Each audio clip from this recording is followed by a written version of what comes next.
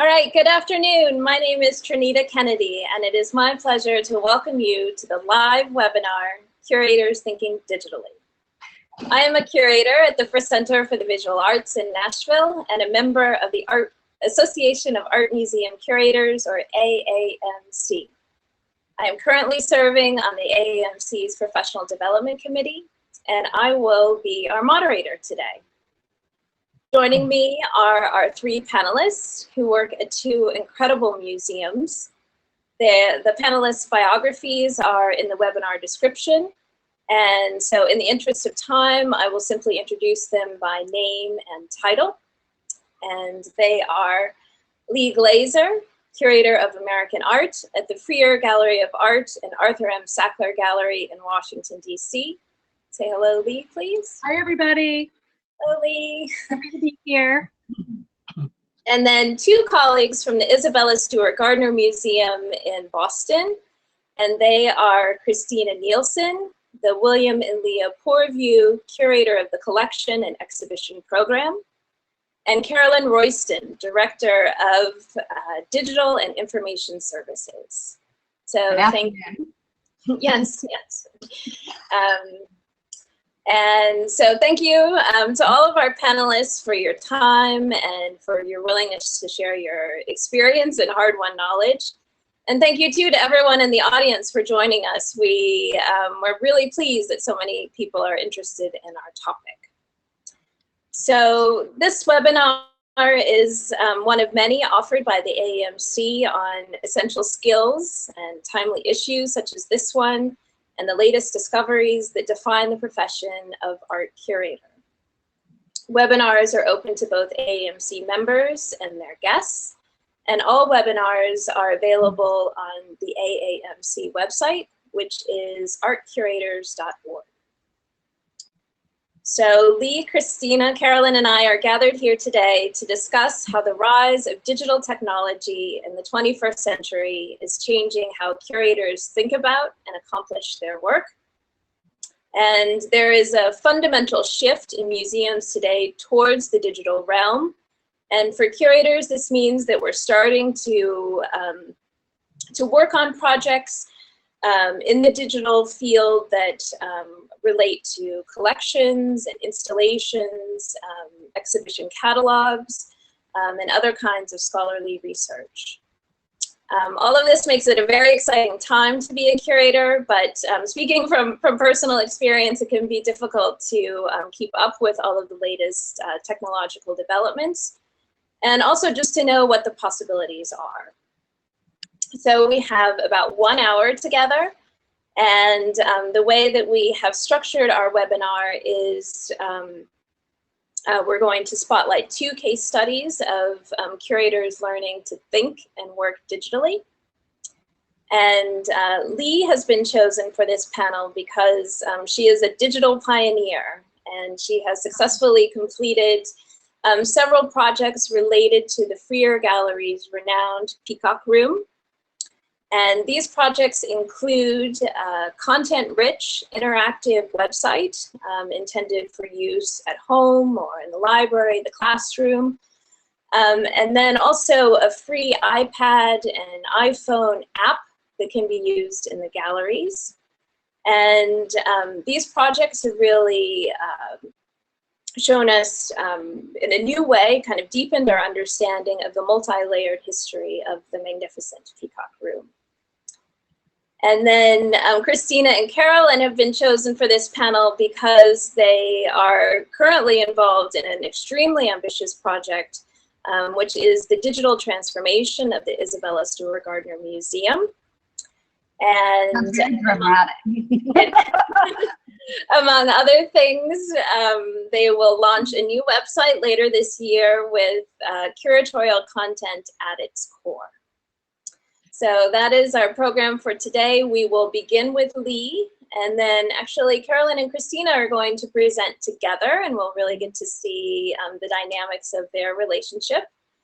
And then we'll have a short discussion among the panelists, and then we're going to open up the field to the audience to take questions and All questions will be kept anonymous, so don't be shy about what you want to ask.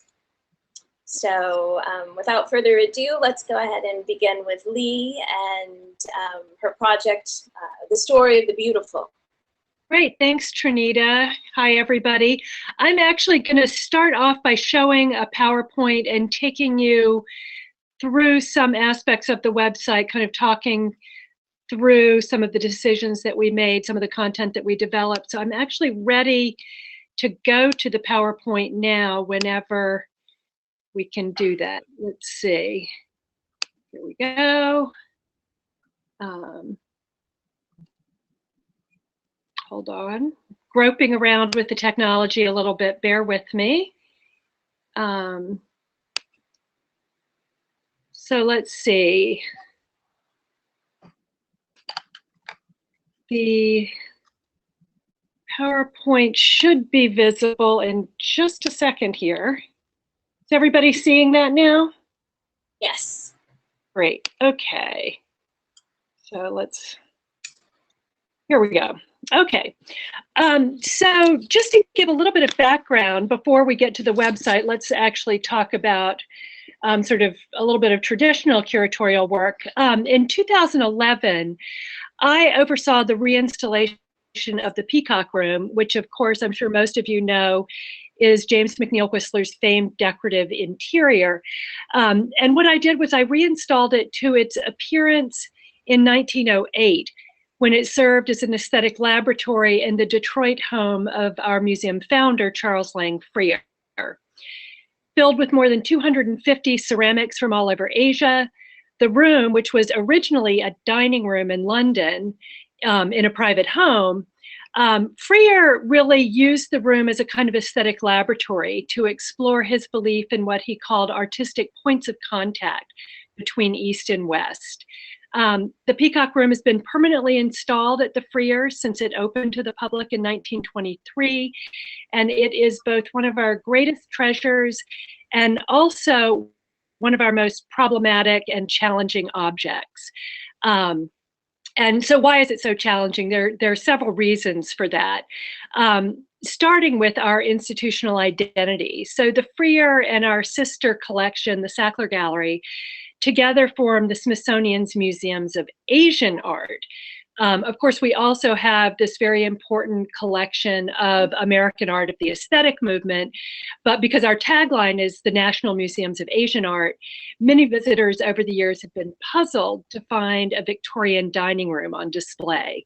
And so the reinstallation of the room as it was in Freer's house was in part an attempt to remedy that confusion by situating the Peacock Room more closely within the context of the Freer's other holdings, particularly Asian ceramics. And so it was also an attempt not just to do that, but really to revivify an icon, which I felt had sort of fallen victim to the stasis that often befalls period rooms. And that actually would be kind of an interesting topic for another AAMC webinar, I think.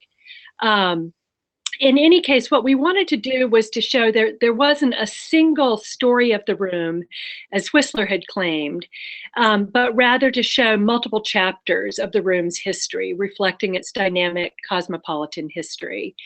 And so to do that, we actually recognized that not just reinstalling the physical room, but that delving into digital technology could help us tell all of these different stories from a variety of perspectives, and also increase access to the room and increase understanding of its history. Now, this was in 2010 when we were starting the research and starting to think how this reinstallation was going to take shape.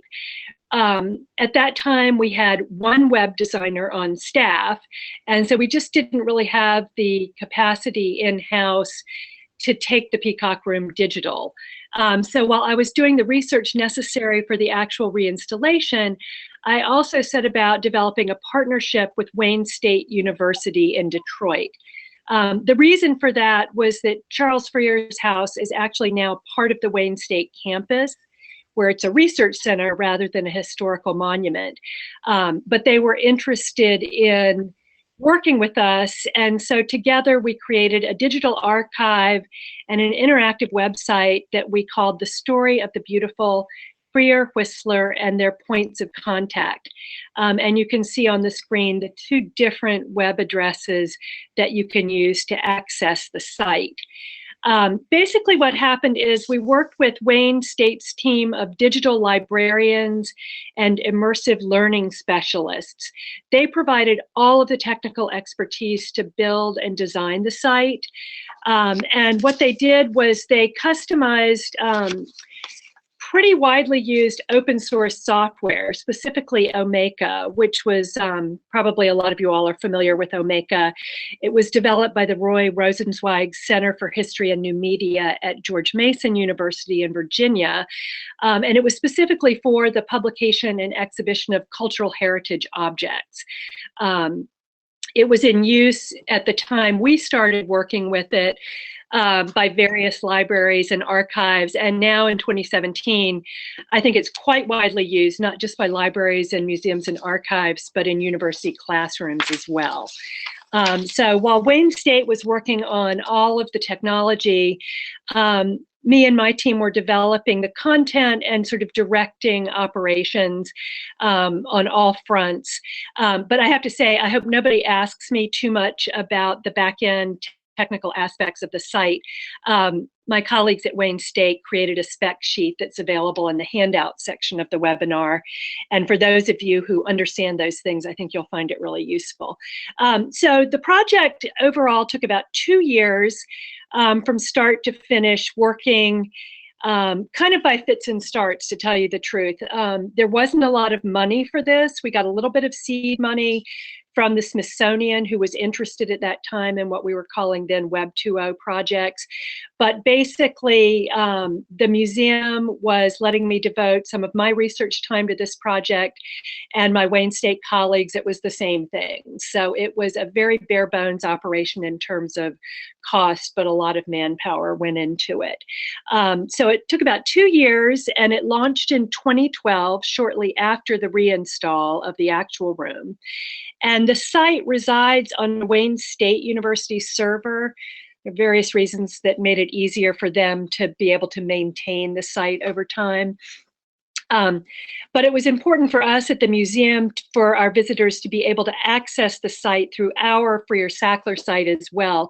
So what you're looking at now is a skim page that our web designer created that then allows you from this site to go into the Story of the Beautiful site. So you click through to this homepage. And just a quick word about the title of the site. The Story of the Beautiful is from Whistler's conclusion to his 10 o'clock lecture. The Story of the Beautiful is already complete, hewn in the marbles of the Parthenon, embroidered with the birds upon the fan of Hokusai. That whole idea of a story of the beautiful being already complete is something that Whistler and Freer, who was Whistler's acolyte, really, they never strayed from this essentialist notion of beauty as a timeless, transcendent ideal. But one of the things that we thought the digital could do is by creating multiple entry points and layered narratives, we were hoping that the website would really problematize that notion, suggesting that the story of the beautiful is neither universal nor complete, but is always being revised and rewritten according to various contingencies at each historical moment. As Trinita mentioned at the beginning, the site is really not intended for in-gallery use. The Freer Gallery isn't set up to accommodate computer kiosks in the exhibition spaces. And to tell you the truth, we really didn't want the virtual in that way to become a distraction from the immersive experience of being in the room itself. So what we did was we developed the site to appeal to a fairly diverse audience. We wanted it to be accessible to a range of museum visitors, virtual and real, people who wanted to maybe, enthusiasts who wanted to maybe prepare in advance for their visit to the museum, or whose curiosity was piqued to learn more about the room after coming for a real visit. The other thing that we were really intending to do with the site is have it function as a resource for students, enthusiastic undergraduates, graduate students perhaps taking coursework, for teachers, and really even for scholars who might use a lot of the primary source materials on the site as a springboard for new research. So I guess what I'd like to do now is maybe just take you through the site and just explore some of its pathways for user engagement. First and foremost are the collections. It's built around a searchable digital archive, and the archive consists of two separate collections or groups of items, objects that are found in the Peacock Room, and then various archival items that relate to the room. Then if you go to this portion of the site to visit the room, you'll see that the collections are actually part of an immersive virtual environment, and I'm going to come back to that in a moment. But these virtual environments are really important because they're ways that users can explore two different versions of the room, one in London from 1877 and one in Detroit, 1908. There's a tab here called Freer Stories that leads the user to several different features presenting different ways of learning more about the people, places, and events associated with the Peacock Room. There's a visual history, a timeline, and then various world tours. There's this drop-down menu that links to visual histories of the room in London, Detroit, and Washington. We were really interested in people understanding that this is a room that's had a very geographic and stylistic history. There's an image-heavy interactive timeline that tells more about the different moments in the room's history and the various people involved in it. And then finally, a section here called World Tours that takes the user around Freer's travel through Asia, features interactive maps. I'll show you those in a minute. Itineraries from our archives, and images of and links to objects that eventually found their way into the Peacock Room. So let's see, back to the virtual rooms. These VRs, and here we're at the landing page for the London version of the room. These VRs really were intended to function as a deeply contextualized way to navigate the collection of objects that are contained in the room, as well as to experience the room as a totality. So if you go to the full screen view, you can use these arrows to kind of navigate the room and move around. Here we've entered the room as it would have appeared in London in the Victorian period, installed with Kangxi blue and white porcelain. You use the arrows, as I said, to navigate around the space, and every object in the room is clickable and links to additional information. So if you're wondering more about this particular vase, you can click on it and get to a story, which is essentially like a kind of extended object label. If you go back to, let's see if we can get back up to, oops, sorry, having a little difficulty here. There we go. If we go back to the home page for the VR, we can go back to the room as it appeared in Detroit. And so, as I said, one of the advantages of taking the Peacock Room was digital was that it allows for the presentation of multiple iterations. You literally see and interact with the dynamic history of the room at various moments. So here we are in the Detroit version. Again, we can move around the room in different directions. You can go up and down, all around, looking at the ceiling, looking at it really in much closer detail than you're able to do in real life. And so I think one of the things that's really great about this digital version is we can get information about objects contextualized, layered, and really available in a way that's impossible in the room itself, where there's just no place whatsoever to put labels, let alone incorporate, comparative images and archival documents and so forth. So for instance, say you're interested in learning more about the princess from the land of porcelain. You click on her, and you first link to a story. Again, it's a short narrative similar to what you might find on an object label. Then if you click on the archival tab, you get all kinds of associated archival items, letters associated with the object, period photographs. Here's a photographic portrait of Christina Spartali, the model for the princess. And all of those clickable items have associated metadata that come with them.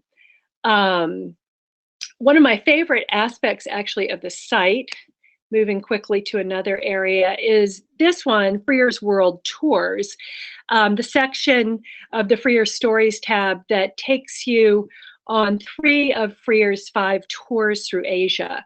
One of the things that distinguishes Freer's involvement with the Peacock Room from the Victorian iteration is that, unlike Frederick Leyland, the room's original owner, for whom China and its porcelains really were just objects of pure fantasy, Freer did travel to Asia, making 5 trips between 1895 and 1911. And the wares that he chose to display in the Peacock Room were from all over Asia: Japan, China, Korea, but also West Asia, Syria, Iran, and even Egypt. So here we can follow Freer on his second Asian tour in 1906 and 7, which began in Detroit, but his first port of call was Cairo. And so the map is interactive. You click on a location, and then it takes you to information about the tour, different things that he encountered along the way, objects that he found, and so forth. Let's see. Sorry, I'm having a little bit of, there we go. So you can read a little bit about his time in Egypt, and then link to associated documents, postcards that he sent back home to Detroit saying, Stephen, who was his manservant / curator, shall I fetch one of this kind to bring back? So let's see.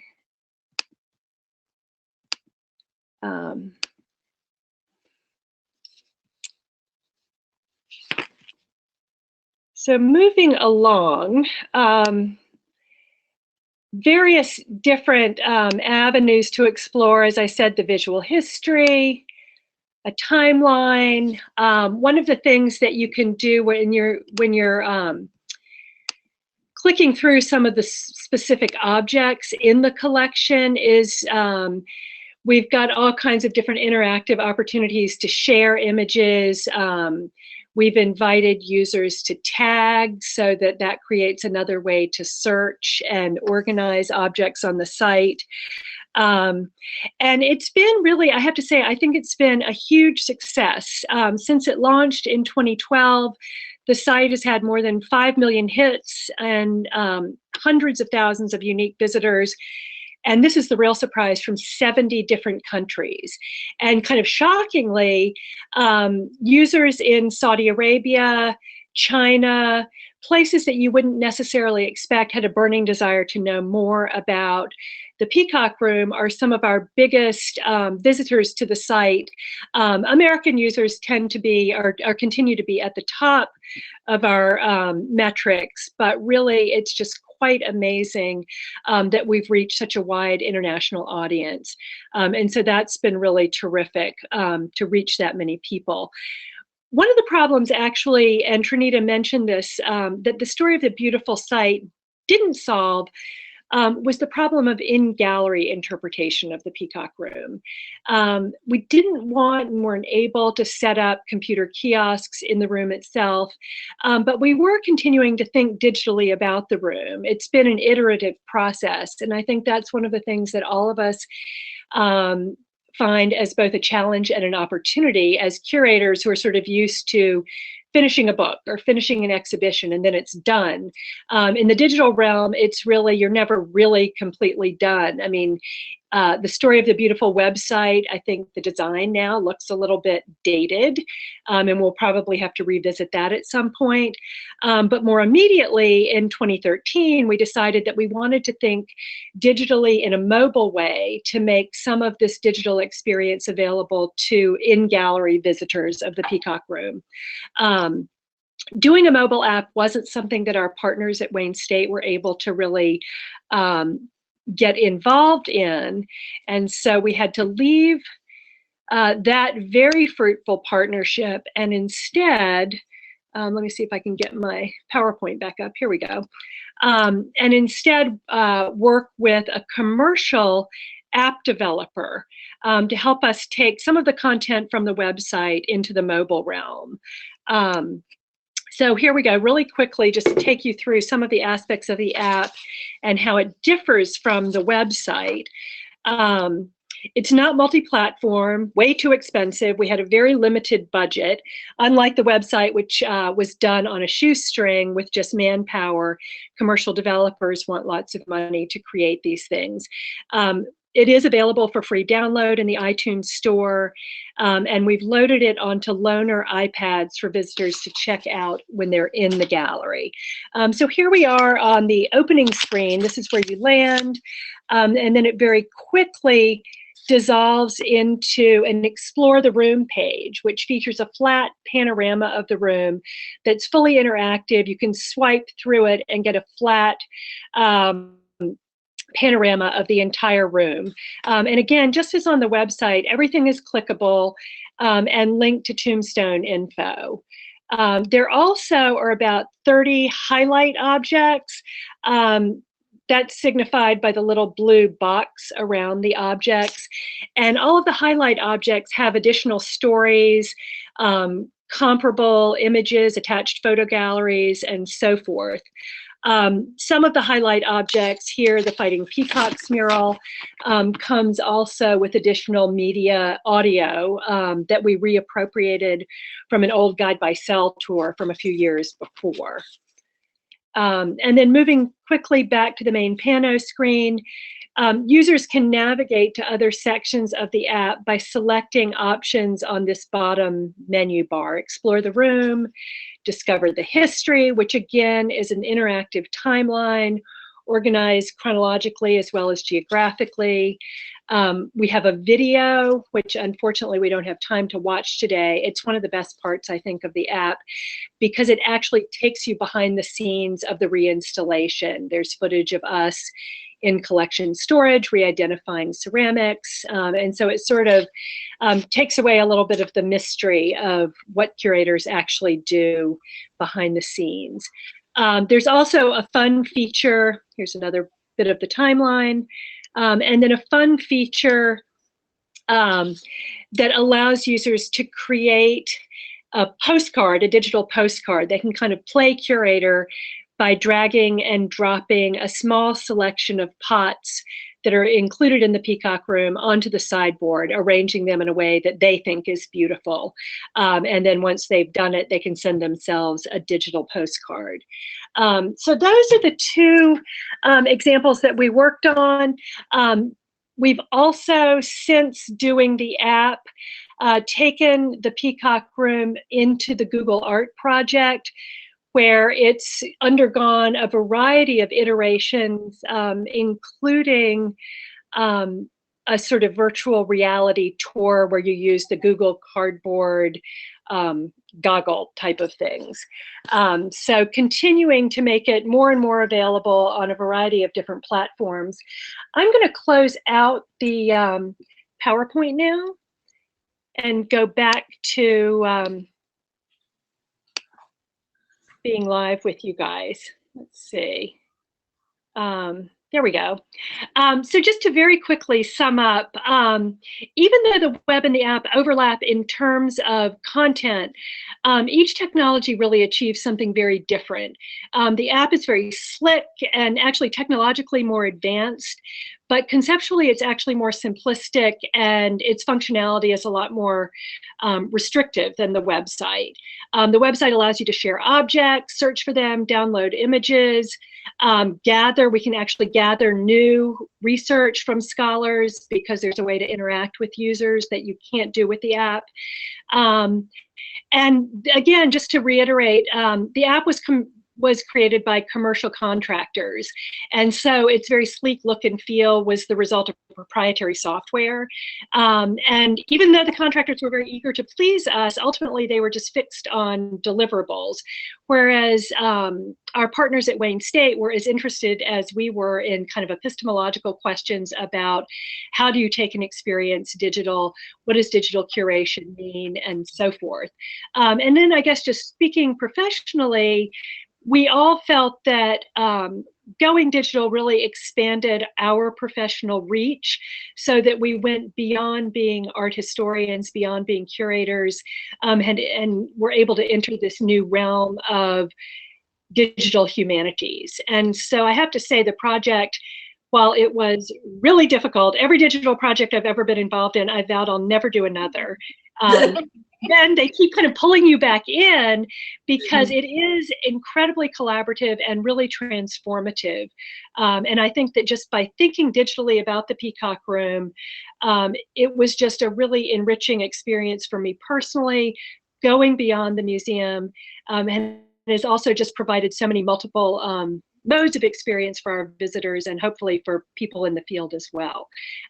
So, looking forward to more conversation and questions once we hear about what's happening at the Gardner. Really excited about that. Thanks, Lee. What a fabulous project. And when you were talking about Peacock Room in Detroit and London, you forgot to say Boston because actually it should be here. Isabella Stewart Gardner tried to get it to Boston. Well, that's one of the shutters is the thing. And actually, dirty secret, Freer just wanted the shutters too and had to be talked into buying the whole room. So, anyway, yeah. Congratulations on having it. You're doing really fabulous things with it. And your project certainly is a model for the rest of us. You are a pioneer. And you've shown a very beautiful sort of finished product and project, a discrete project. And so I think now Carolyn and I are really going to talk about more process and things that are in progress. But many of the things you were talking about, Lee, will be talking again. That's sort of the collaborative nature, the iterative nature, words that I never used in 20 years as a curator, but now I use them all the time. So we're jumping into a brave new world here, all of us. You're a tough act to follow, Lee, in the Peacock Room, but here we go. Okay, so we need to share our presentation now.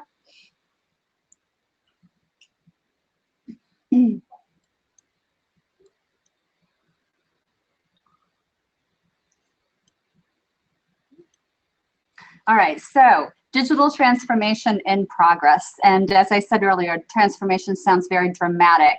And in many ways, it's probably more dramatic than I would have ever anticipated when we got the ball rolling here at the Gardner.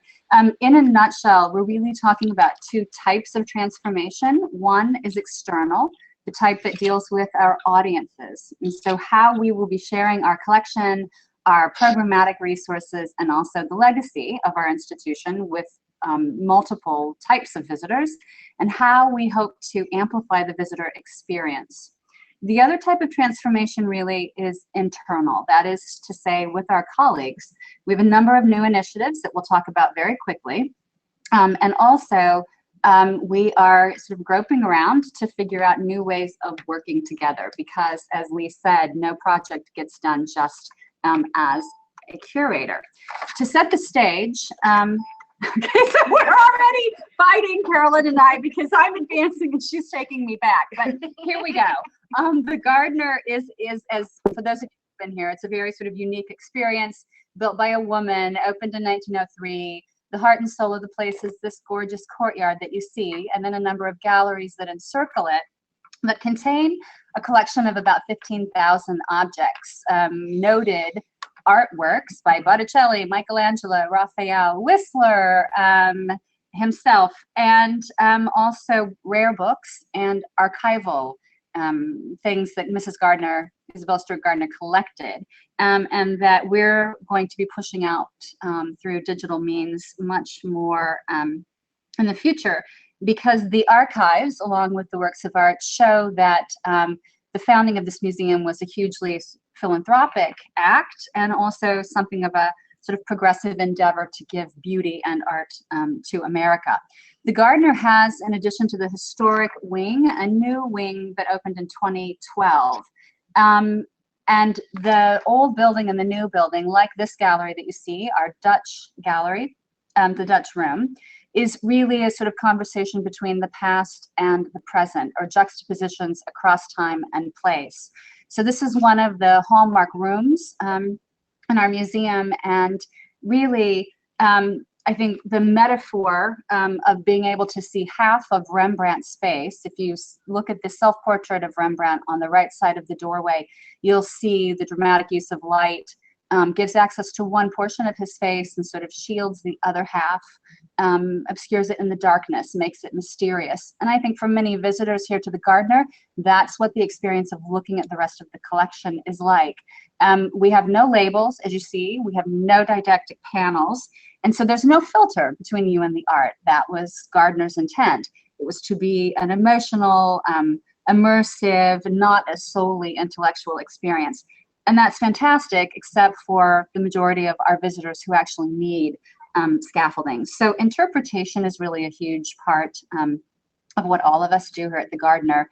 For me, as a curator, I inhabit a sort of unusual role. I'm not at a collecting institution, and I also don't reinstall. The collection, as most people know, stays fixed as Gardner set it. So we can reinterpret or interpret the collection through exhibitions, through publications, and now through digital means, which will include a new website and in-gallery interpretive tools.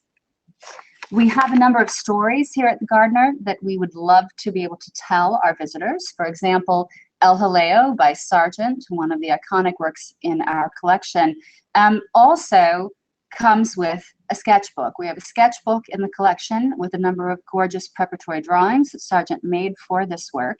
And we have in our archival collection a number of flamenco records that Sargent, who was a great friend of Isabella's, gave to her. And it's always been my dream, since I started working at the Gardner 3 years ago, to allow visitors to stand before El Jaleo and look at a mobile device that they bring with them or that they borrow from us, to look at the preparatory drawings, to learn more about the stories behind Gardner's acquisition, behind her travels through Spain or Sargent's travels through Spain, and then click another button and be able to hear some of the digitized flamenco records in our collection. There are also stories about the installation here at the Gardner, including the fact that this gallery is lined with a number of incredible 17th century Mexican ceramic tiles. So we could talk about Gardner's creating a pastiche of Old World and New World Spain. But today, when a visitor comes to the Gardner, they can learn facts. They can look at the gallery guides, like this woman is doing, and find out what something is, where it was made, and when it was made. But it's not a dynamic presentation. Or they can put the headphones on and have a sort of isolated experience. What we're really hoping to do is give people a more social experience, give them the opportunity to share and interact, and also to learn more about our collections through stories.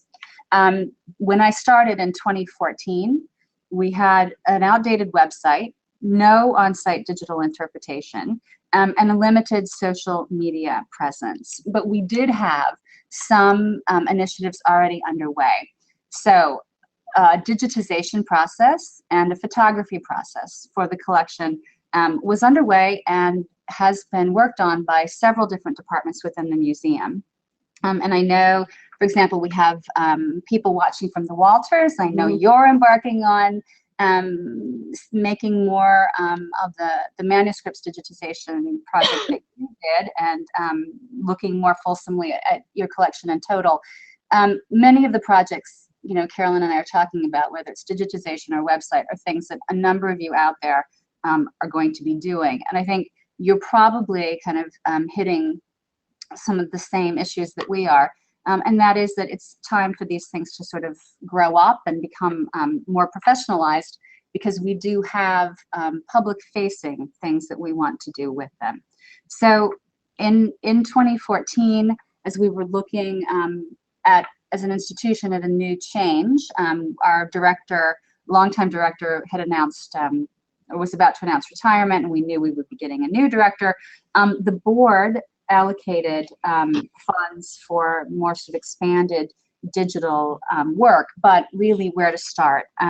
It seemed very overwhelming to go from 0 to 60 with no dedicated staff, and with the time, the money, and the capacity that we had. So we hired 2 consultants, and they helped us identify 80 priorities, back of house and front of house. But they said what you really ought to do is hire a director of digital to help you figure out which priorities to work on first.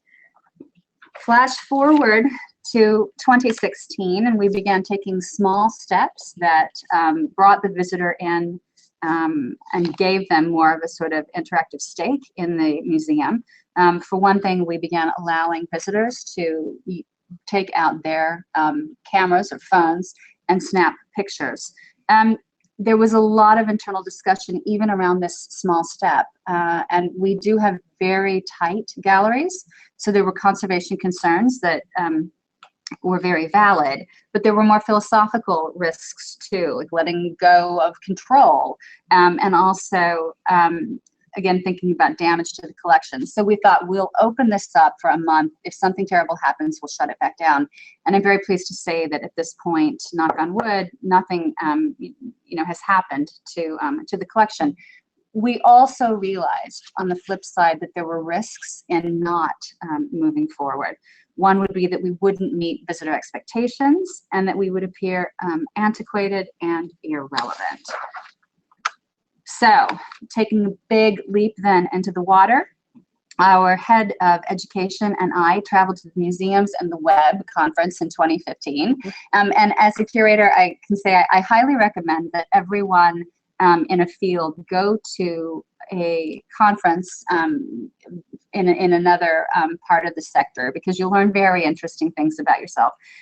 I learned, for example, by attending a workshop on design thinking, which was something that I didn't even know existed. But the workshop was led by Dana Mitroff-Silvers and Carolyn Royston. And I don't think Carolyn and I really even talked to each other very much during that workshop. Instead, I had to work with Post-it notes and big sheets of paper on a wall. And I had to work with a small group, mostly of educators and museum technologists, where we all talked about what our largest problems were. And invariably, everyone said their biggest problems were the curators that they worked with. And by the time they got around the circle and they got to me, I really kind of wanted to flee the room. But again, it was a learning moment. And it was a moment for me to think about how I could change that dynamic.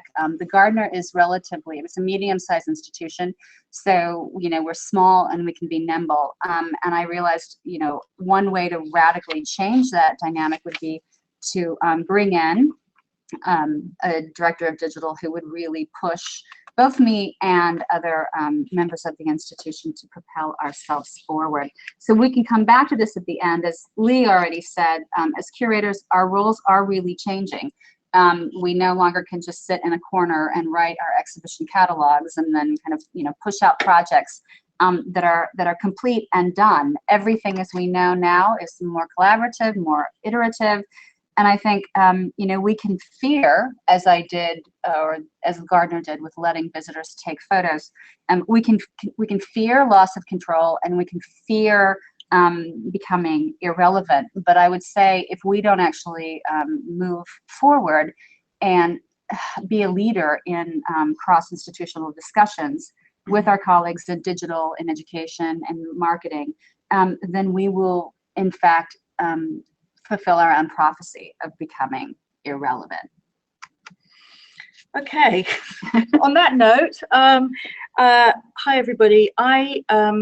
So I was hired to join the Gardner in December 2015, and when I started at the museum, I pretty much had a good idea about what it was that we needed to focus on. I knew that we needed to do some major foundational projects, including a new website and developing some on-site digital interpretation.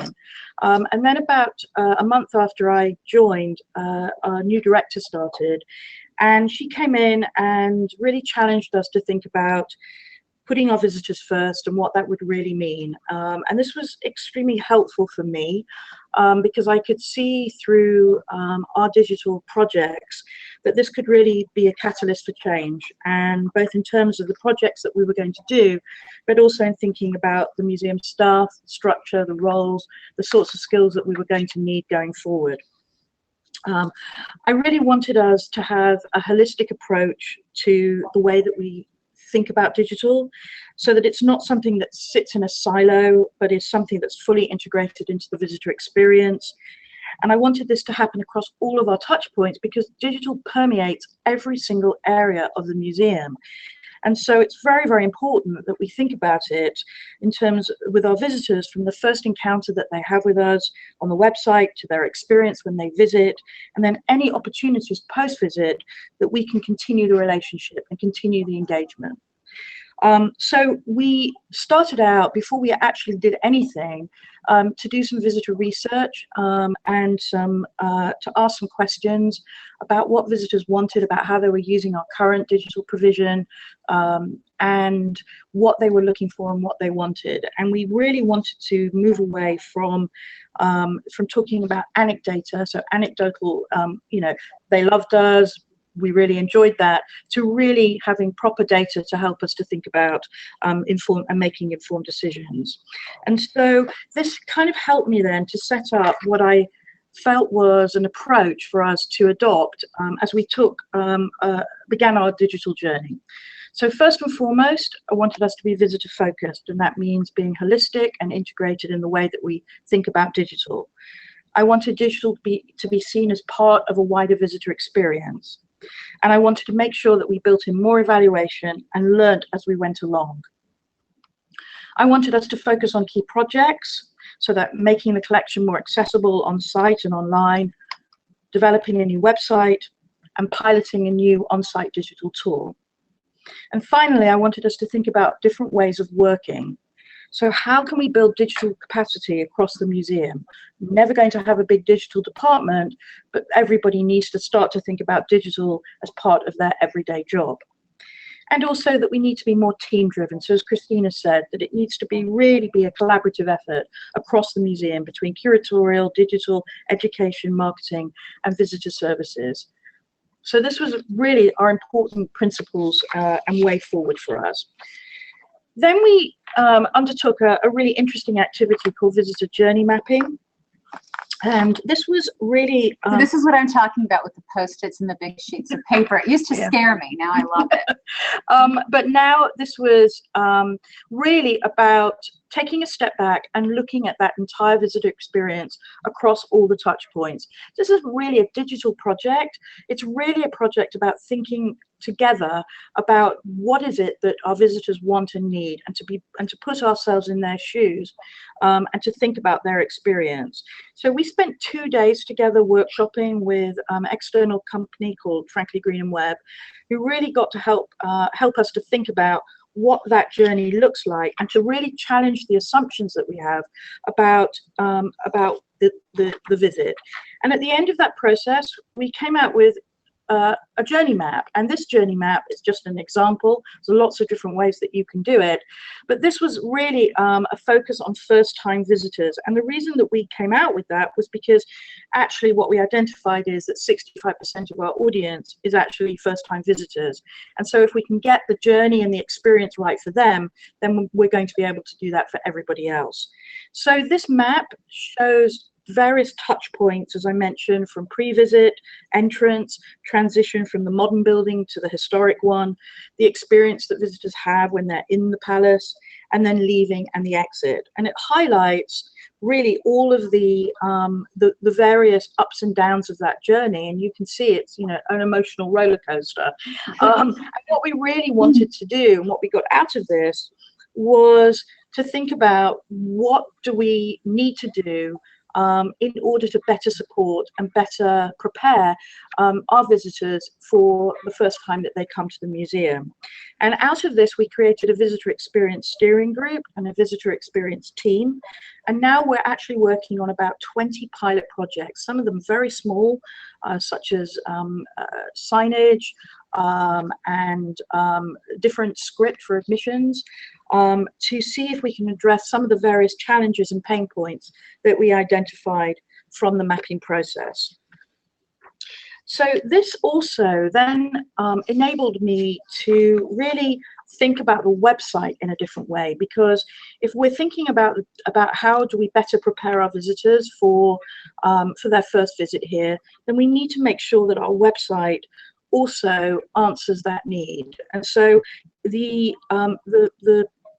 conclusions out of the journey mapping really helped us to set the goals for the new website, so that we really got a marriage of, you know, a gorgeous visual design, something that highlights our distinctiveness, but also responds to fundamental visitor needs across a range of audiences. And so we're going to launch our website in early summer 17, so just in a few months. And we have developed this website with a company called Fabriek, who are based in Amsterdam, worked with organizations like the Rijksmuseum and the Van Gogh Museum, and they have really worked very closely with us on developing the site in a very iterative way. We've done lots of user testing, literally going, you know, getting a design, going down onto the museum floor, into the galleries, and asking our visitors, you know, what they think, and getting a response to that. And so it's been a very iterative and a very collaborative process in the way that we've worked, which is very new. The site is also very content driven, not just in collections, but it's also in storytelling. And again, these will be new skills for us as a museum, and thinking about a new content process and a new production process, and thinking about our content much more holistically across everything that we do, not just in a digital form. The second major project that we've been working on is a new mobile digital pilot. And we call this a pilot. We've been running it for 6 months. It's going to end in June.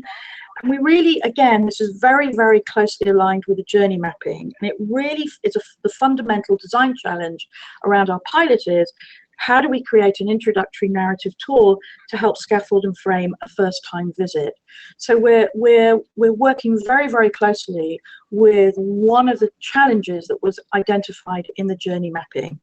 And we're hoping that this will address the visitor, a very clear visitor need, and will also help us to think about the idea of narrative storytelling and how that will help people in a gallery where there are no labels and not a lot of interpretation.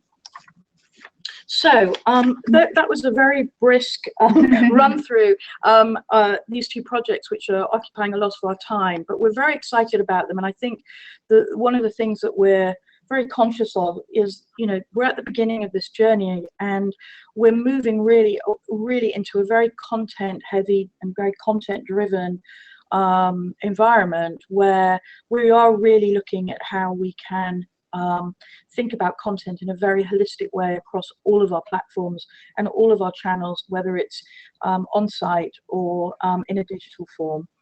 So our key takeaways. So for me, coming back to Christina, we're not just a problem. We can also really be part of the solution. And working in a way that's very different than I thought I would 20 years ago when I started as a curator.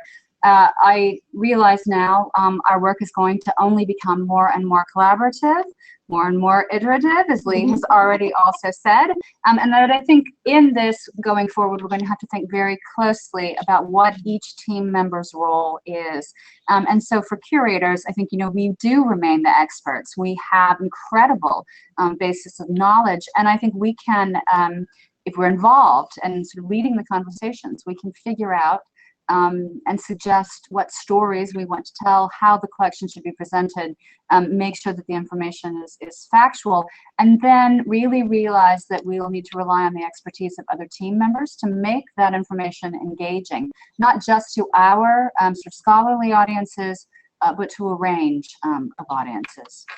And from my perspective, I think the key takeaway for me is that digital is now part of everyone's job. It's not possible for your digital team to sit in a silo and to try and do this work on their own. We need everybody else in the museum to collaborate with us. And in the same way that Christina is talking about using the expertise of digital, we need the expertise of others. So it absolutely is a collaborative effort, but also the responsibility, I think, increasingly for everyone to be thinking about digital skills, thinking about what they need in their job that's going to enable them to have confidence in using digital in the ways that they want to. Also, from my perspective, it's about managing the pace of change. And this is something I've learned the hard way, I think. Last year, when I started, I kind of came in and thought I was going to be able to power through, and the organization just wasn't ready. We needed to do lots of work together, lots of thinking together, and we just don't have the capacity or the capability to surge ahead. So we have to think about, how do we manage the pace of change? What do we want to focus on? What do we want to do where we're going to have maximum impact, and then build on our successes. And in order to do that, it's really important that the digital person bring others along with us. We know that some of this is, not what people feel comfortable doing. So how, when we start talking about these new ways of working iteratively, which is, kind of the opposite of preparing for an exhibition, thinking about projects that don't end and that keep going and organically grow, as opposed, again, to an exhibition where there's a start, beginning, middle, and end. How do we deal with that? How do we talk about that with each other? And how do we find common ground and common language? And finally, going back again to building digital confidence. And for me, a really big part of being head of digital in a museum today is really thinking about the skills that our staff need, and to enable that and to support them in their digital development. That's it. And that is us.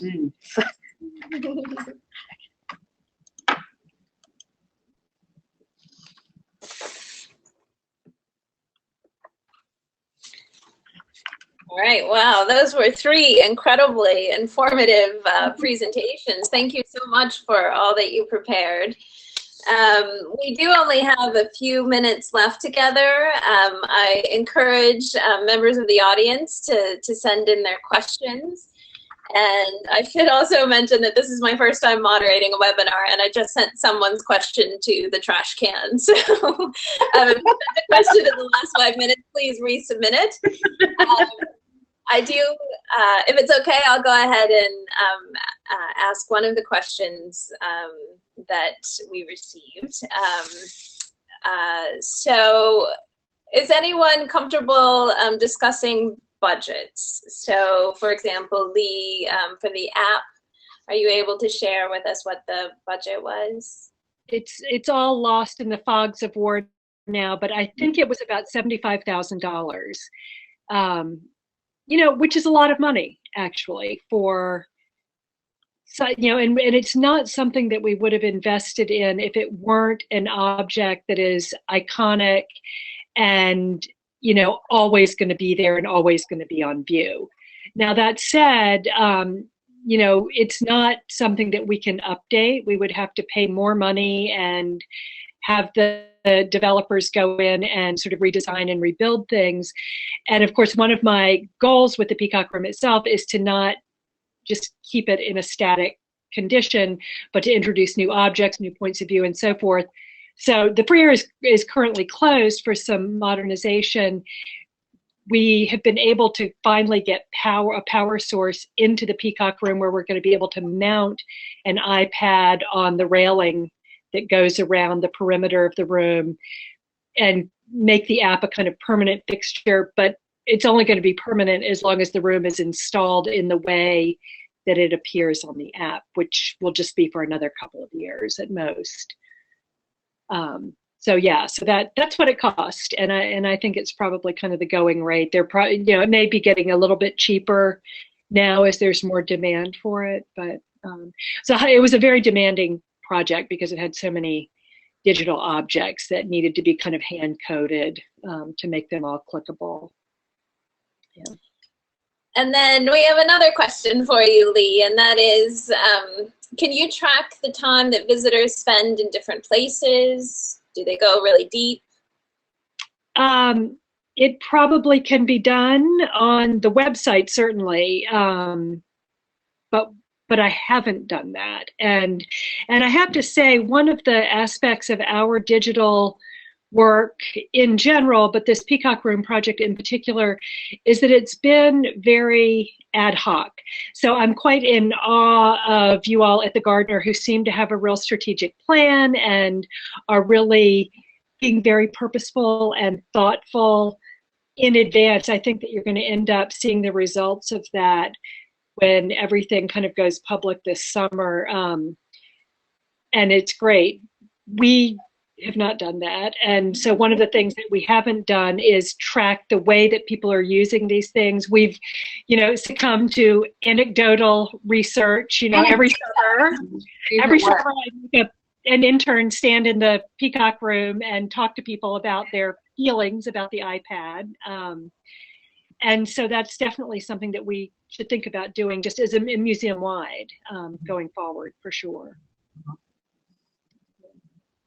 And then for the Gardner team, maybe you can start with your answer to this question. How did you find the outside vendors that you're working with? Did you talk to colleagues?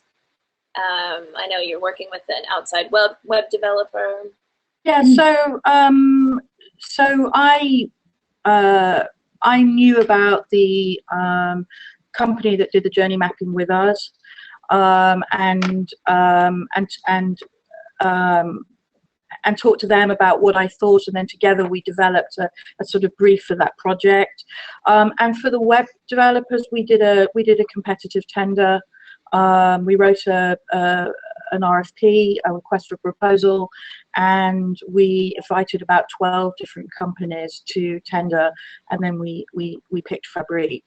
So it's you know, a combination of things, but what I will say, if you do have a digital person on your team, there are lots and lots of good resources and a great network, and digital people are very generous, if I say so myself, in terms of sharing you know, experiences and working with other vendors.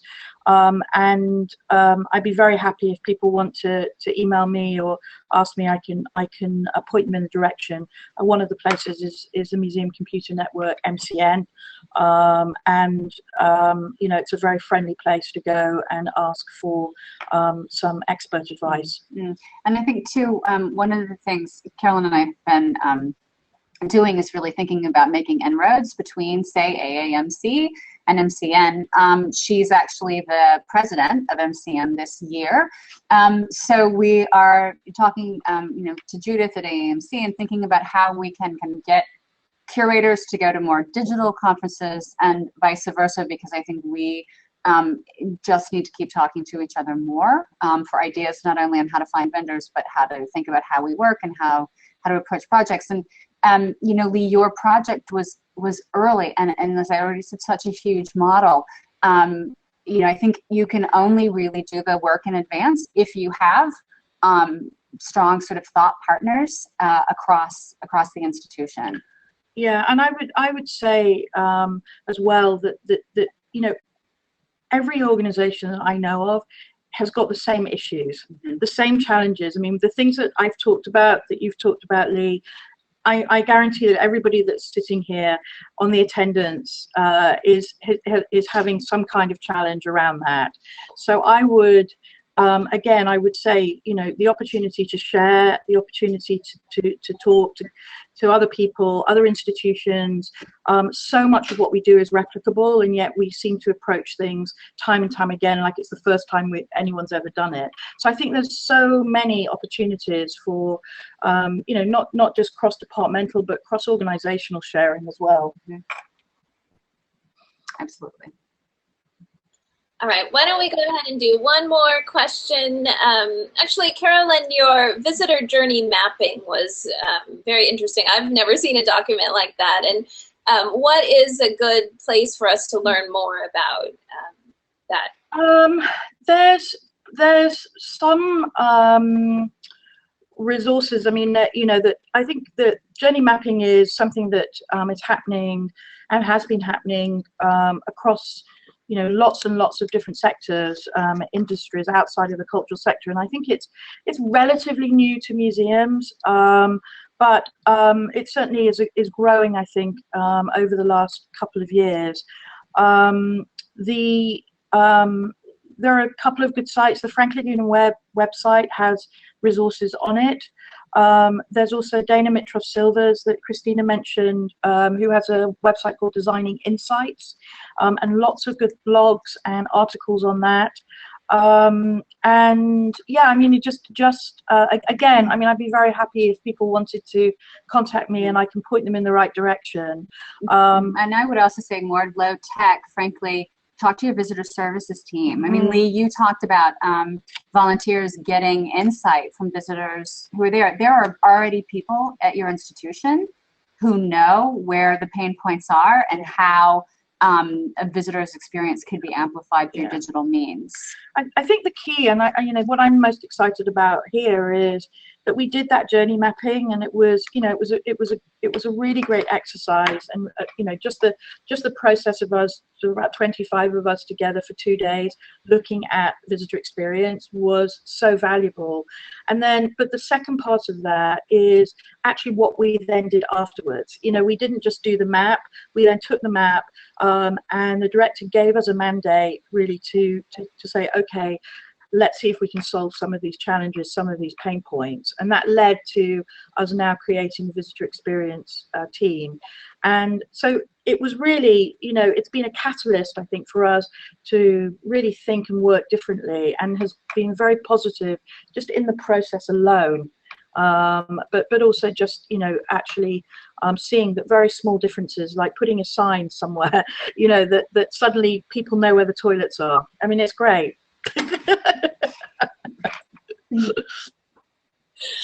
All right, on that note, I want to remind all of the curators out there who are listening that the AAMC is offering workshops to teach us how to use digital tools. The workshops are called the Networked Curator. The first one takes place this summer. The next one will be in February in Los Angeles. And you can apply on the AAMC website, which is artcurators.org. So now it is time to sign off. Thank you, Lee, Carolyn, and Christina for an incredible webinar. I'm so proud to have been part of this. You did great work on your presentations, and we will all benefit from your experience. So I wish everyone luck with their digital initiative. Thank you so much. Thanks. Bye. Thank you. Bye, everybody. Bye.